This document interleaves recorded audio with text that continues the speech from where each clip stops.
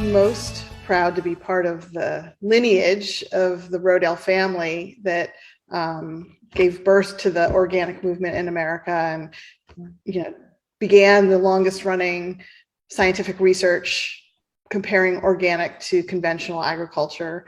And the findings that we found over the 40 years that we've been doing that research, that we're still finding today, have transformed the whole, the food industry, agriculture, climate science.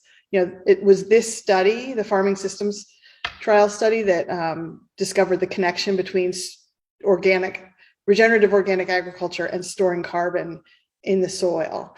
So I'm really proud to be a part of that. I can't take credit for doing it, just keeping it alive and stewarding it into the future.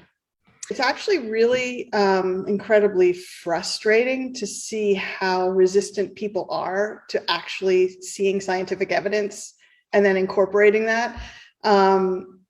We've been doing this for decades, and while the growth in the organic food industry has been great, we're still hovering at less than 5% of farms in the United States that are certified organic or regenerative organic.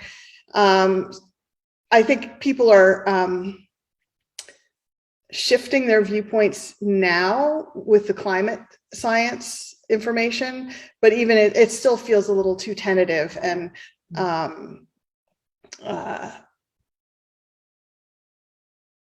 I think there's a lot of resistance to change. It doesn't help that the average age of the American farmer is 60 plus, and there's a whole generational change happening.